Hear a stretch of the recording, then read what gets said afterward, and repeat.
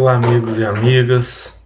É com muita alegria que estamos aqui para iniciar mais um momento de reflexão desse projeto maravilhoso da Casa Augusto Silva de Lavras. E hoje viemos para trabalhar uns temas que mais nos desafia no progresso do verdadeiro amor, que é parentes, que é família. O que vamos trabalhar hoje é o centro, né, das nossas reflexões, é o capítulo 156 da obra Fonte Viva, psicografada pelo Chico, ditada pelo Emmanuel. E nesse capítulo 156, intitulado então Parentes, retirada então, né, o Emmanuel trabalha a partir no recorte da fala de Paulo, claro que um recorte, mas mantendo o mesmo contexto, obviamente, com toda a propriedade de Emmanuel, mas a partir da seguinte fala: mas se alguém não tem cuidado dos seus, e principalmente dos da sua família, negou a fé e é pior do que o infiel. Então, quando a gente pega essa frase e esse pensamento, a gente pode vir, às vezes, com um pensamento ainda muito superficial, que a nossa tentativa de hoje aqui é tentar aprofundar um pouquinho no que é verdadeiramente essa fidelidade. E já vou adiantando a vocês, né, que não é fácil ser fiel aos cuidados dos parentes. Porque quando a gente fala parentes, não é no seio familiar mais próximo, mas também naqueles mais distantes, aqueles que a gente tem bastante afinidade, que possivelmente com ligações de outras vidas e de grandes tempos, né? Mas também aqueles que são desafiadores, e isso faz parte do nosso cuidado, isso faz parte da nossa fidelidade, e esse ponto possivelmente é bem difícil para a maioria de nós, porque muitas vezes o que a gente vai falar hoje tem aqueles espíritos que a gente tem afinidade e aqueles que a gente não tem, e é exatamente esse que a gente não tem, que a gente não pode ser infiel ao progresso do amor. E é duro falar isso, mas vamos tentar aprofundar um pouquinho nesses dois aspectos diante a literatura que a gente vem trazer. E para a gente começar e fazer uma introdução antes de começar a ler diretamente o capítulo, vamos ler alguns trechos de um capítulo da obra Pensamento e Vida, também psicografada pelo Chico e ditada por Emmanuel, que é o capítulo 12, intitulado Família. Ele começa da seguinte forma: a família consanguínea entre os homens pode ser apreciada como o centro essencial dos nossos reflexos. E aí, pessoal, é em cima deste pensamento que a gente vai centralizar a reflexão de hoje. Porque a gente tem que entender que a gente tem uma tendência, a gente vai aprofundar mais à frente, mas a gente tem uma tendência de jogar a culpa no outro. Quando a gente tem um pensamento materialista, imediatista, não pensando na misericórdia divina pela própria reencarnação, quando a gente não tem esse tipo de pensamento, a gente acha que a gente é vítima, né? Por mais que tenhamos a certeza, comprovada até mesmo de pessoas além de nós, que estejamos corretos e neste momento, nesta encarnação, realmente estejamos sendo vítimas. Mas não podemos nos furtar que isso tem uma ligação de vidas pregressas e há uma necessidade de reparo, e a oportunidade é agora.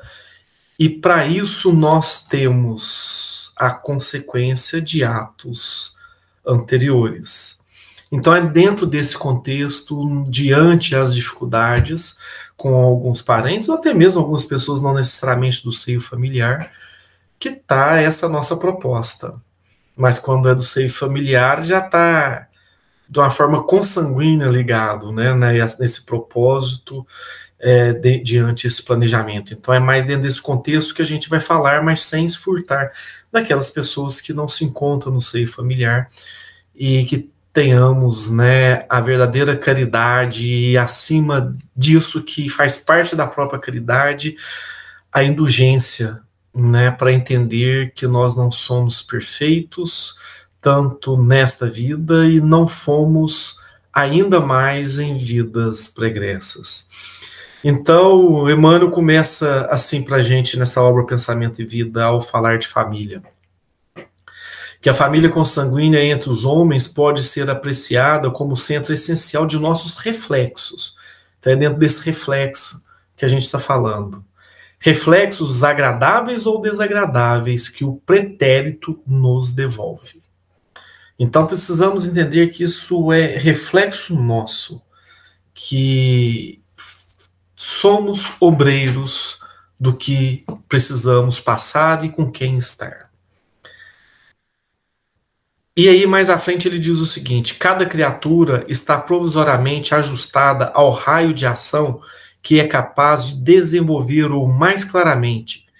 Cada um de nós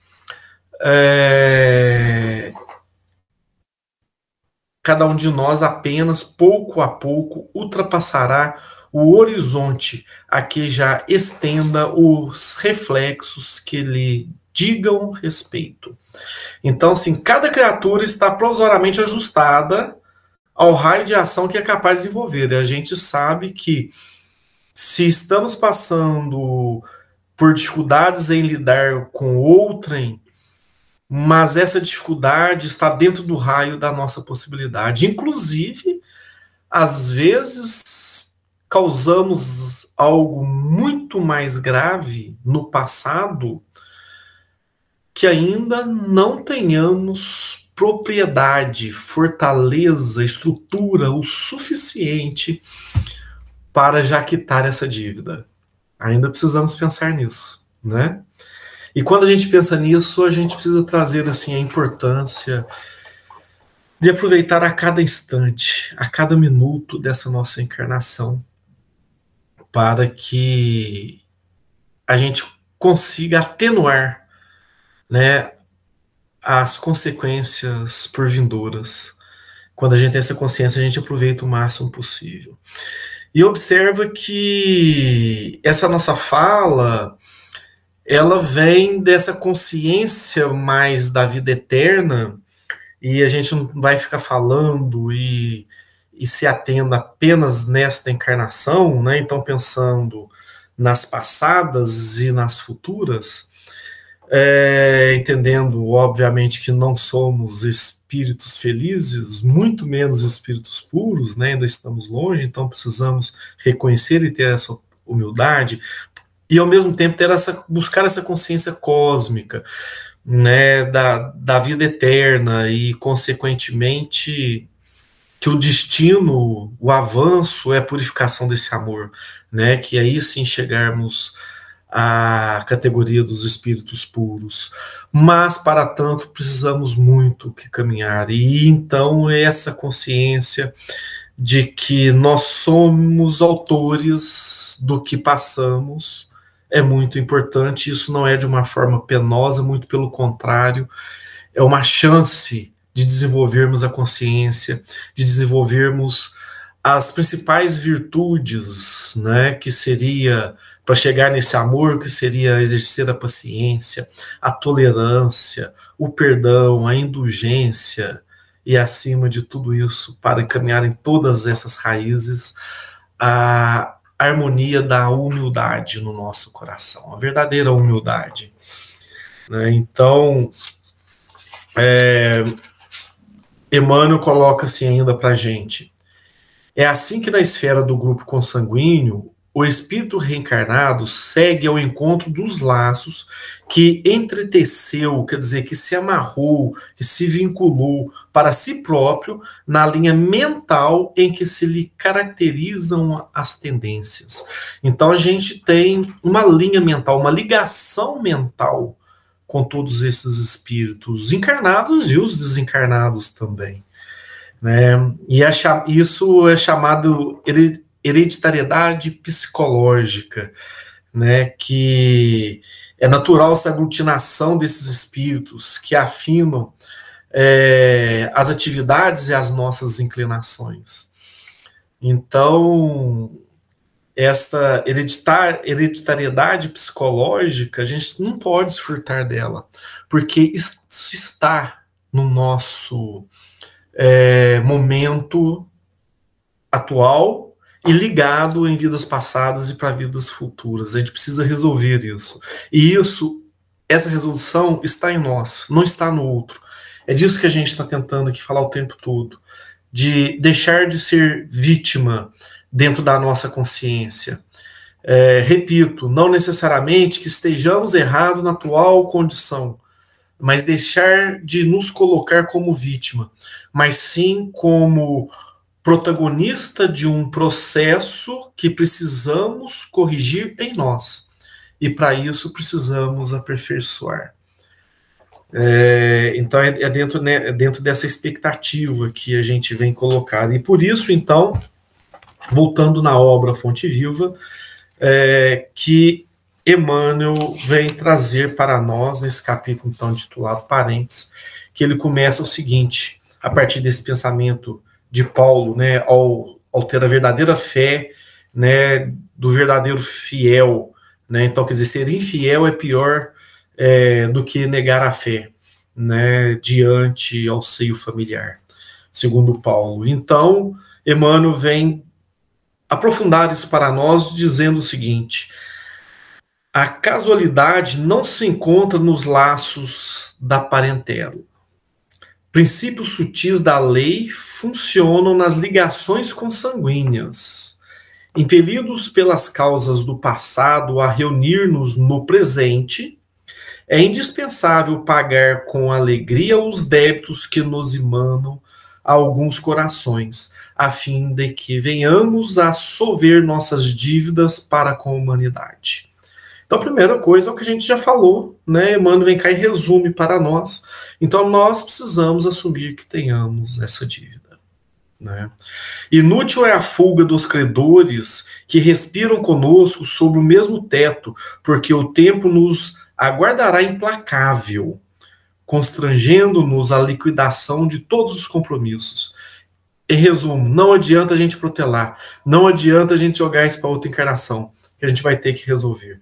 E aí muita gente não afuga uma questão do ego, né, que nos engana, nos manipula, e aí a gente fala, eu não dou conta nessa encarnação. E quando a gente pensa assim, trago a principal reflexão, e talvez a mais dolorida para quem assim pensa. Será que a gente não está achando, então, que Deus está sendo injusto conosco de colocarmos numa encarnação que não vamos dar conta de lidar com isso e precisamos jogar para outra? Será que Deus, além de injusto, foi tão imprudente assim? Né? Então fica essa reflexão, né, para quem pensa, e a gente vai voltar, inclusive, nesse assunto depois. Temos companheiros de voz adocicada e edificante na propaganda salvacionista que se fazem verdadeiros trovões da intolerância na atmosfera caseira, acumulando energias desequilibradas em torno das próprias tarefas. Então, agora vamos de um outro patamar, de um outro foco na nossa responsabilidade, né? Muitas vezes a gente vê pessoas, ou às vezes nós mesmos, sermos um tipo de pessoa com alguma máscara, né, diante a sociedade, com palavras doces, delicadas, mas no seio familiar, será que estamos sendo os mesmos? No dia a dia, nessas dificuldades, nas diferenças, no respeito a essas diferenças acima de tudo, né? Será que estamos sendo realmente justos, como colocou aqui Emmanuel? E aí ele complementa para nós. da seguinte forma: sem dúvida, a equipe familiar no mundo nem sempre é um jardim de flores. Por vezes é um espinheiro de preocupações e de angústias, reclamando-nos sacrifício. Contudo, embora necessitemos de firmeza nas atitudes para temperar a afetividade de que nos é própria, jamais conseguiremos sanar as feridas do nosso ambiente particular com o chicote da violência ou com o emplastro do desleixo. Então, primeiramente, será que não estamos sendo violentos? E aqui a gente, dentro do seio familiar, e aqui a gente está falando de violência, não é do absurdo primitivo de uma violência física, porque existem outros tipos de violência que nós causamos e às vezes não paramos para pensar nisso e às vezes agora é o momento.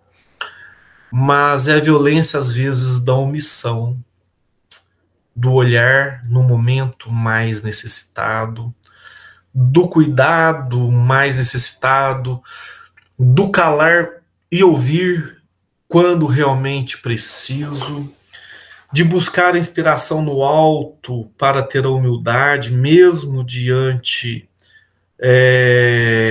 uma conduta adequada e o parente está tendo uma conduta inadequada, mas não está enxergando isso, e termos a paciência para conversar no momento certo, e não no momento de cabeça quente, no momento que pode levar a explosões, que podem levar a situações mais grosseiras possíveis, né, que poderíamos evitar.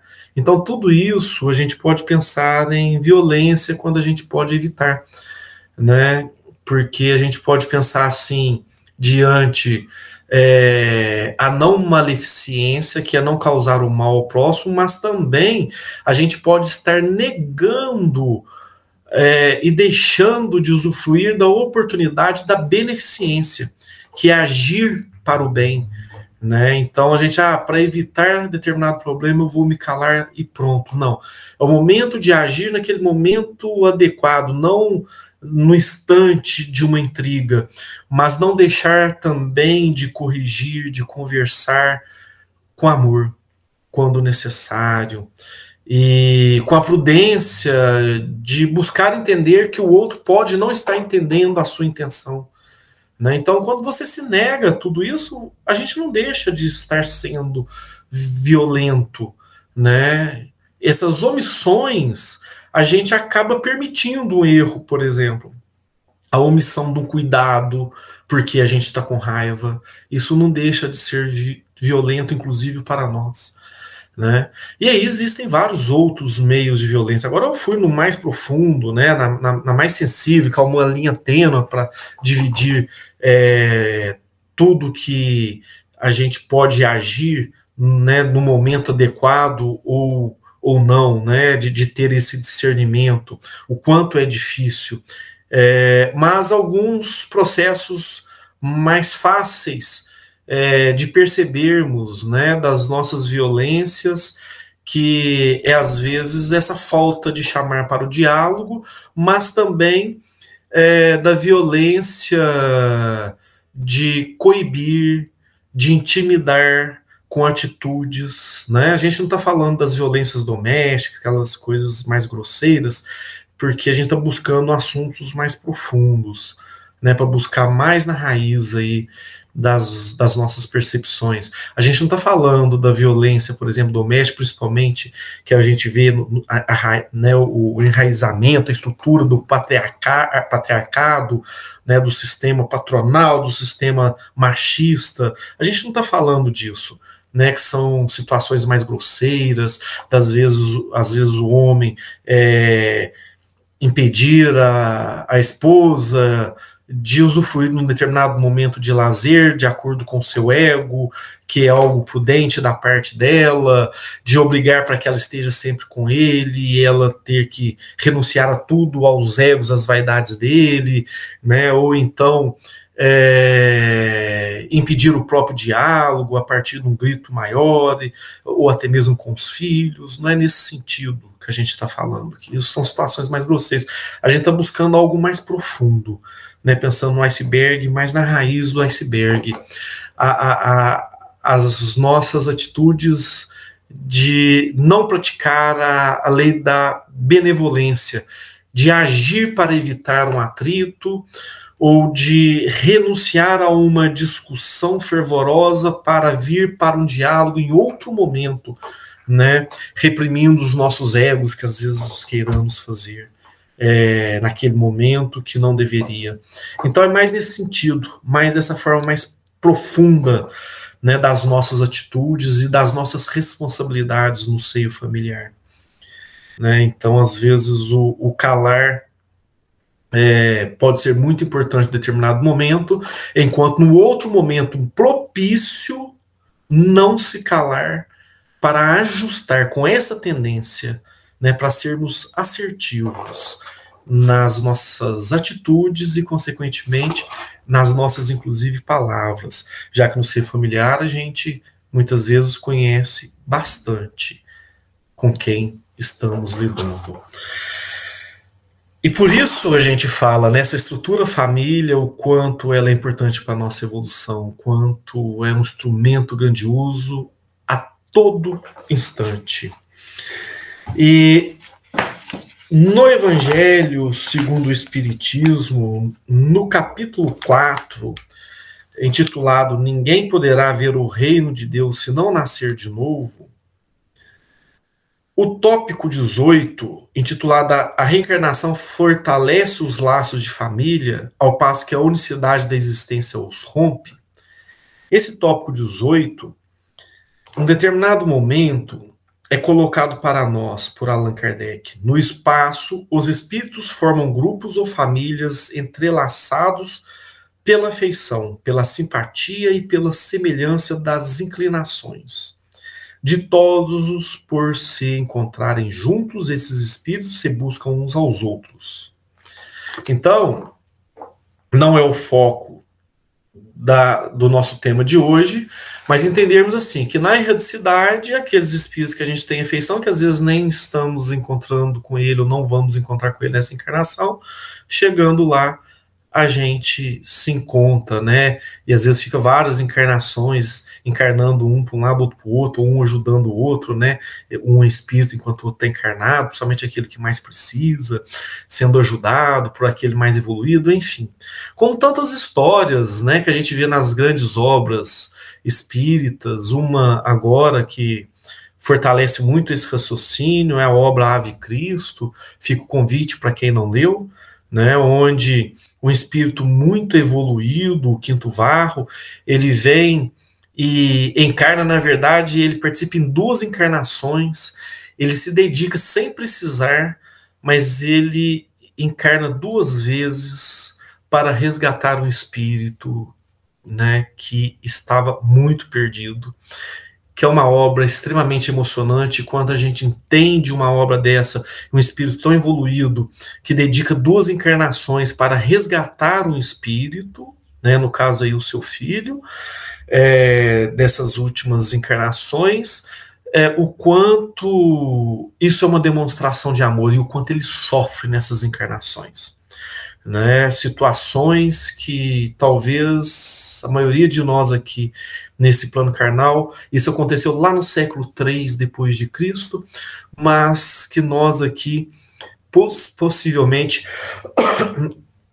ainda não teríamos condições de passar pelo que ele passou, né, de passar pela traição da esposa, de outros membros do seio familiar, de ser perseguido pelo amante da esposa, de ser torturado, de cair no mar, de passar fome, e tantas outras torturas físicas e psicológicas, das mais possíveis humilhações que a gente possa imaginar, e ele, com sapiência, com soberania, de humildade, de resiliência acima de tudo, para encontrar o seu filho e fazer o resgate, e ainda fazer isso em 2 encarnações, com um final extremamente emocionante, né? Então, ao falar nesse exemplo de Quinto Varro, a gente traz para nós, dentro das nossas ainda limitações, né, qual que é a nossa dedicação aos familiares, mas não só aqueles que temos afinidade, como é o que a gente acabou de ler aqui no Evangelho segundo o Espiritismo, diante aqueles que a gente, então, num plano espiritual que a gente tem afinidade, o quanto isso é mais confortante para nós, né, em detrimento daqueles que a gente tem as dificuldades. É esse que está, né, a nossa principal referência para a nossa evolução. Referência que eu digo a nós, né? Referência do que precisamos ser indulgentes, do que precisamos chamar a responsabilidade da nossa obra, né? Desta questão mental, dessa ligação mental que criamos, desta e de outras vidas, né? Então, chamando isso para nós, para a gente não ficar com vitimismo. Então, mais à frente, ele diz o seguinte: a encarnação apenas momentaneamente o separa, falando desses espíritos afins, né? Porquanto, ao regressar à erradicidade, novamente se reúnem como amigos que voltam de uma viagem, igual a gente comentou aqui. E aí ele complementa, que é onde a gente quer chegar. Muitas vezes até uns seguem a outros a encarnação, vindo aqui reunir-se numa mesma família, que é aqueles que a gente tem mais afinidade, né?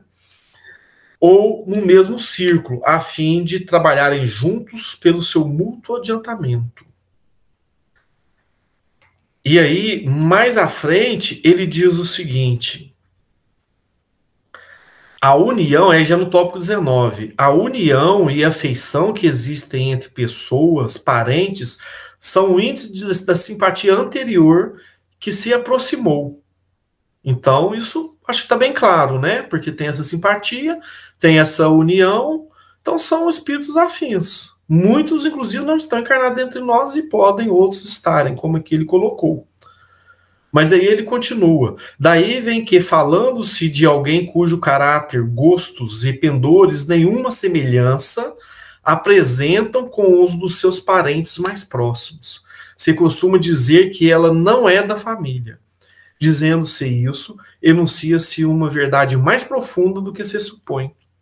Deus permite que nas famílias ocorram essas encarnações de espíritos antipáticos ou estranhos, com duplo objeto de servir de prova para uns e para outros. Então é dentro desse ponto que precisamos falar, daqueles que temos dificuldades, que temos diferenças, né?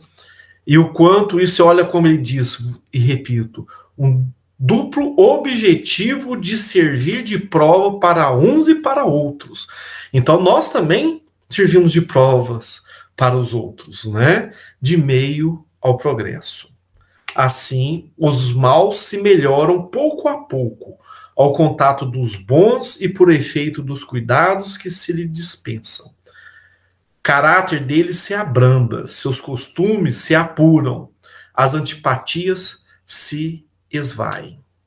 Então, a proposta de encarnarmos no seio familiar é exatamente aqueles que temos dificuldade, que a gente não sabe o nível dessa dificuldade em vidas passadas, e que agora estamos tendo a oportunidade para resolver e dissipar essas antipatias.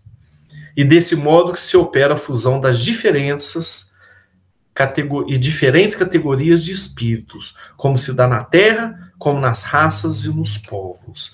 Então, para complementar e aprofundar essa reflexão de Kardec, a gente vai agora trabalhar um pouco a obra intitulada Renovando Atitudes, de Francisco do Espírito Santo Neto, que é ditado pelo Espírito Hamed, que é o espírito, né, que o acompanha há muito tempo. Essa obra, Renovando Atitudes, vamos trabalhar 2 capítulos dela. Um deles é intitulado Vínculos Familiares. Na verdade, esses 2 capítulos ele vem trabalhar em cima do que a gente acabou de colocar de Kardec, em cima desses do item 18 e 19 do capítulo 6 do Evangelho segundo o Espiritismo. Então ele vem destrinchar um pouco para nós, e aqui ele faz algumas categorizações, né, dos tipos de famílias, neste capítulo que ele então intitula Vínculos Familiares. E aí ele diz assim, vemos famílias que adotam a eliminação quase total da vida particular. A atenção é focalizada de forma exclusiva no grupo familiar.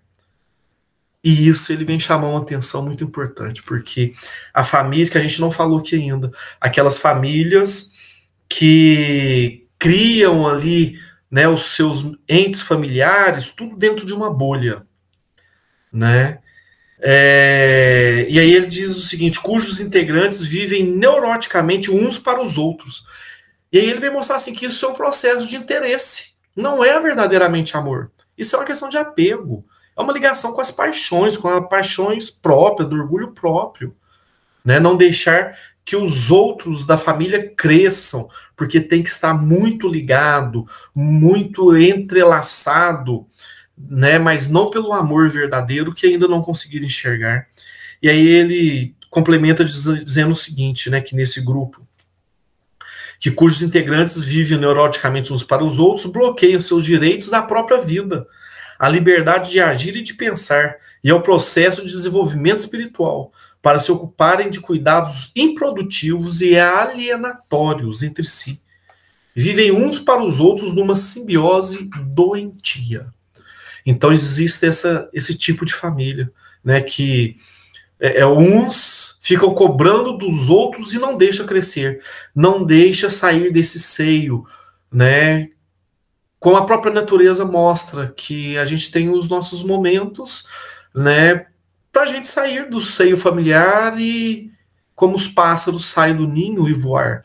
Isso não quer dizer que não vai ter o local de volta. São coisas diferentes, mas precisamos dar essa liberdade. E a gente vê opressão de pais, mães, outros tutores familiares obrigando os seus filhos, netos, sobrinhos, né, por alguma forma de domínio, a seguir uma profissão que ele acha que tem que ser.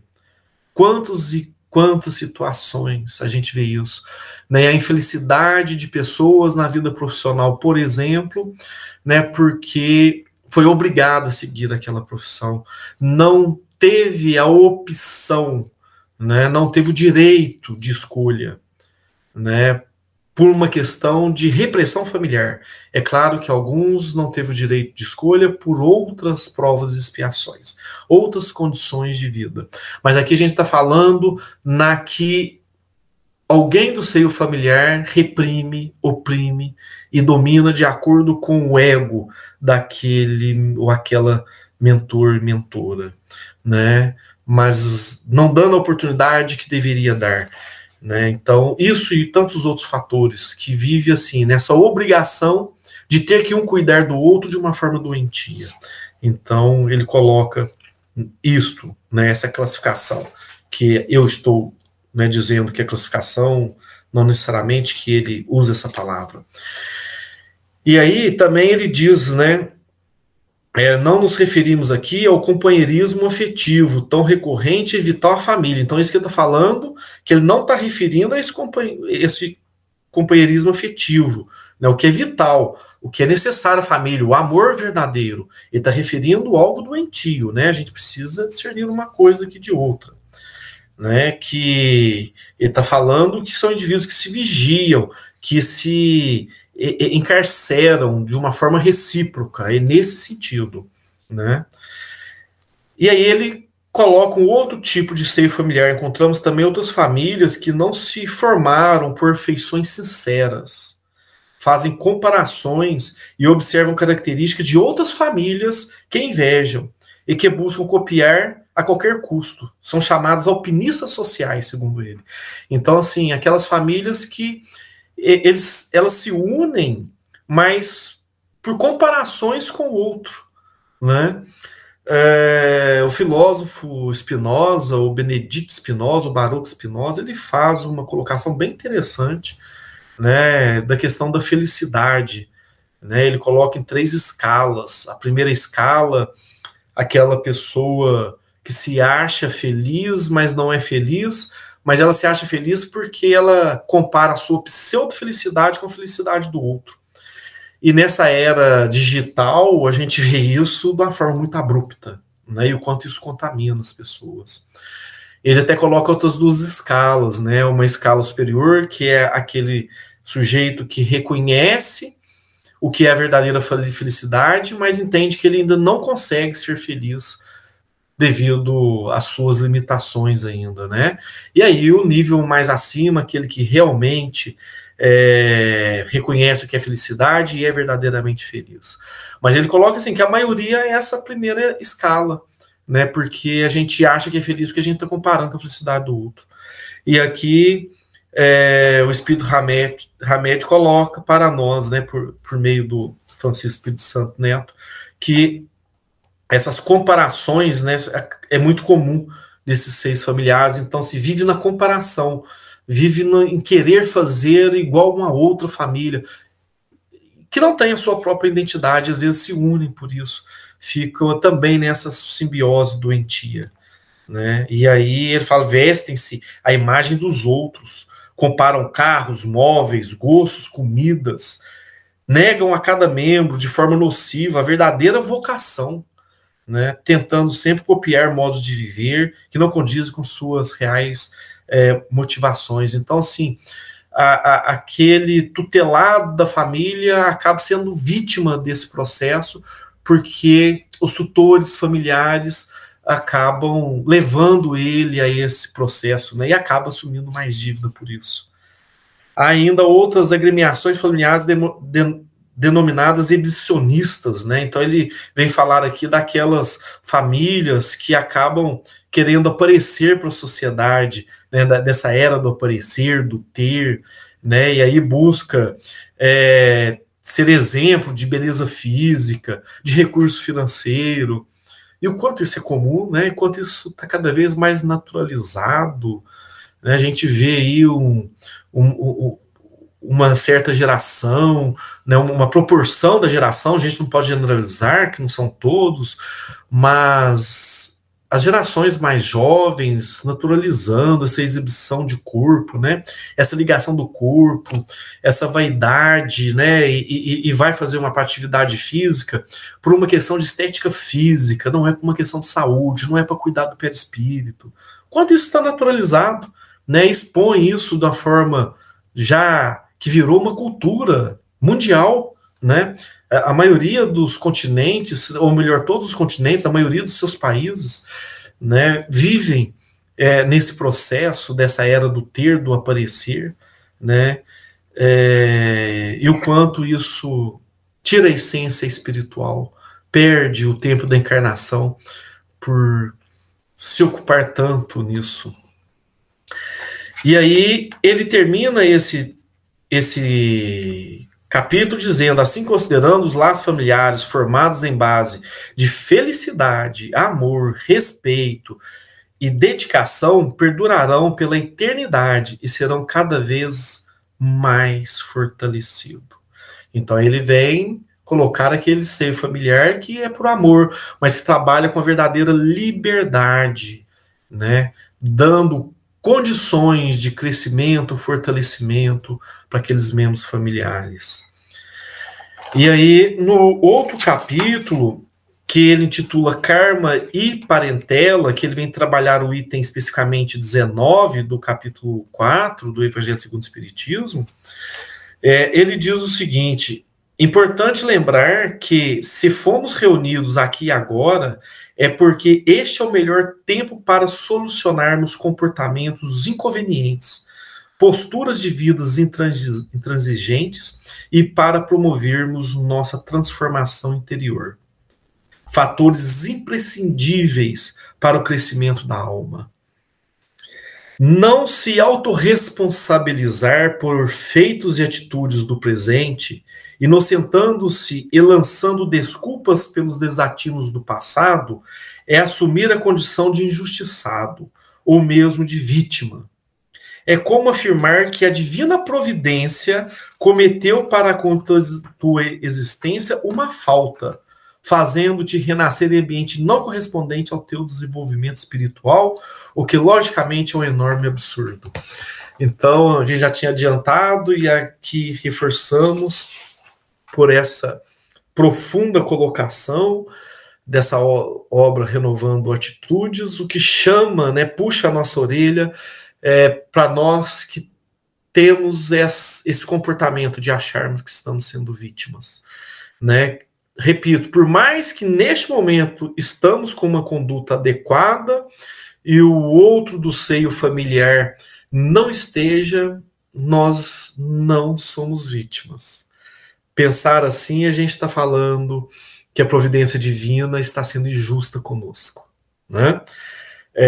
Que o nosso planejamento encarnatório foi tudo errado, né? Porque que os nossos mentores dos nossos planejamentos foram extremamente falhos. Podemos dizer ainda mais que Deus permitiu isso, né? Então, eu acho que essa reflexão cabe muito para a gente aproveitar o momento do agora, né? Desta encarnação, como ele colocou aqui para nós. Então, assim, este é o melhor tempo, repito, né, que eu já li aqui, este é o melhor tempo para solucionarmos comportamentos inconvenientes, posturas de vidas intransigentes para promover nossa transformação interior.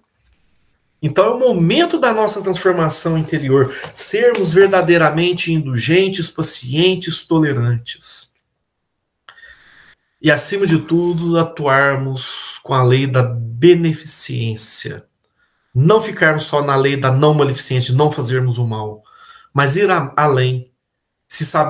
De sabermos que outro precisa do nosso cuidado, de algum reparo, sabermos o momento adequado para corrigir, para aprimorar, para trazer com mais afeição as nossas condutas, os nossos olhares, as nossas falas, né?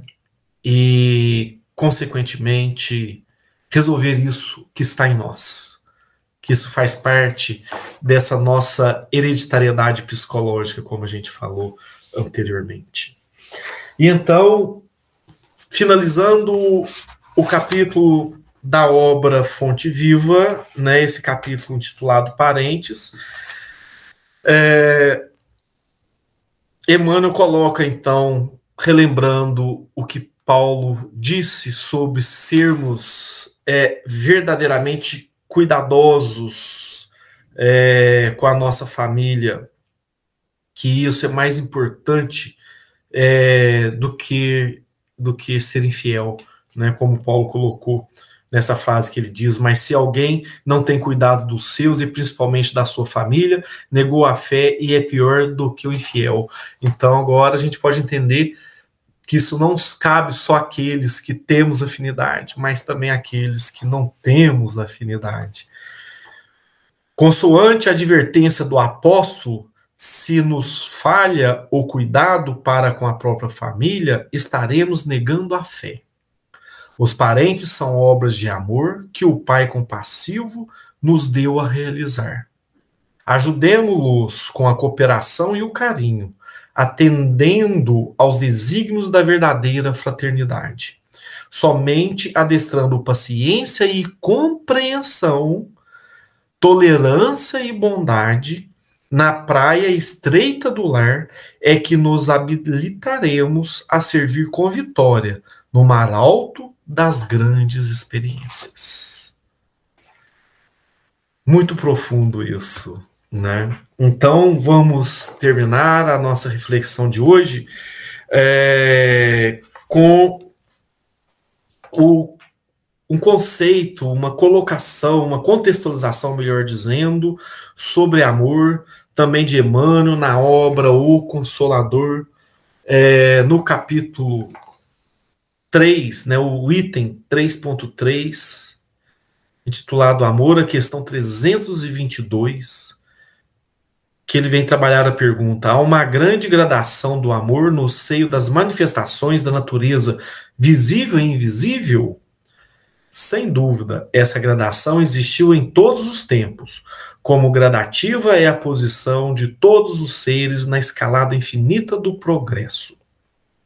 E aqui ele vem falar da poeira cósmica, da síntese da vida, temos as atrações magnéticas profundas, nos corpos simples, vemos as chamadas precipitações químicas, do mineral, do vegetal. Então aqui ele vem falar de uma forma poética, filosófica, lindamente, sobre todas as atrações, sobre todas as ligações, né, que tudo está conectado.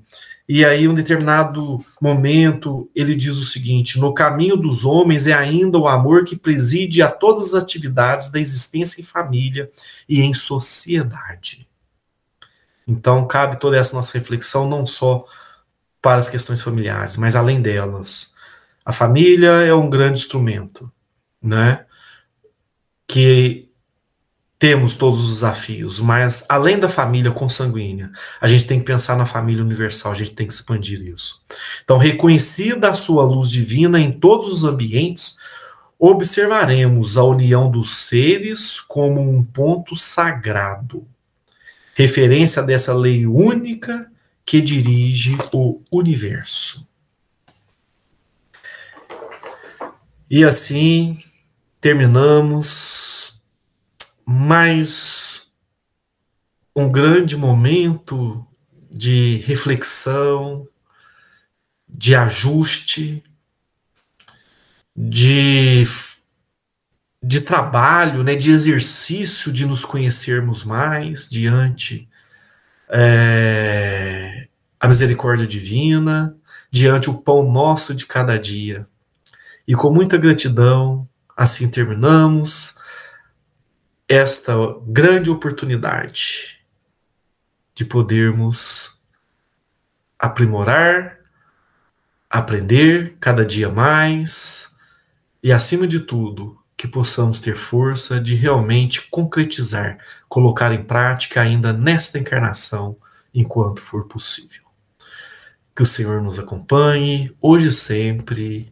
Um grande abraço com todo carinho.